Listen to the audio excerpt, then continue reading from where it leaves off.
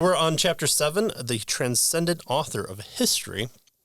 And he starts off by saying that that before we can make sense of where God intersects the presence of evil in this world, we must gain a glimpse of his transcendent character. And this transcendent, above creation thing is something that he's going to really stress in the first part of this chapter here. And it's more than just, it's not a location. It's God is other than his creation, right? He's different. Mm-hmm. And so he transcends his creation that way, And so if you have conversations with Muslims here, this is something that they will take and say that Allah is even more transcendent in their understanding. And there are some issues with that, like, Allah is more transcendent than even his own word, and different issues that we can get into that. But this idea of transcendence, of putting into proper perspective who God is, gets us to kind of this understanding of what the world is like, and therefore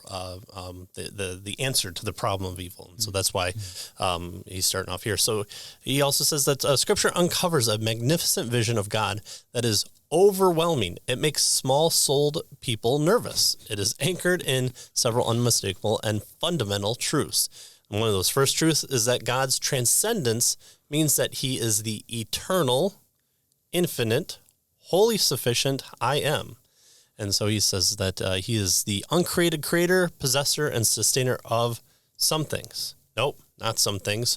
All things. What things? All. Yeah. Here's where the all means all. And there's nothing that has been made or continues or has come about that is outside his scope of knowledge. Yeah. Secondly, with regard to this transcendence, from this lofty position, he tells us, emerges God's supreme lordship. So not only is he, above in terms of greater and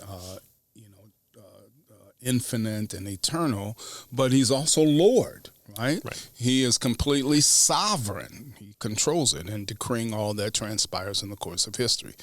And then he providentially ensures that everything unfolds according to the plan that he has laid out, the divine plan. So that's the second. So he's transcendent, he's Lord. Thirdly, this all-encompassing divine determination is compatible, he tells us, with human freedom and human responsibility. God does not operate as an impersonal, fatalistic force, right? His sovereignty does not undermine or bypass human willing and choosing.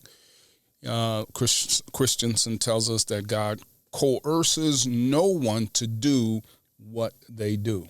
Right, they do it. So we have these three various aspects here, right? His transcendence, his lordship, but this compatibilist notion with regard to human choice, freedom, and free will, right? God doesn't force anybody to do anything. Right. Yeah. So having this conversation of, we're just all puppets or robots is antithetical to what the idea that Calvinism or Reformed theology brings about. And so if we're dealing with someone who wants to bring those up, we should have a proper answer for why that's not the case. But at the same time, we should all, especially if we're on this side of grace, that we're all believers, we should also go forth with maybe just a modicum of self-respect for the other person too. You maybe do unto others as you would have them do unto you kind of deal.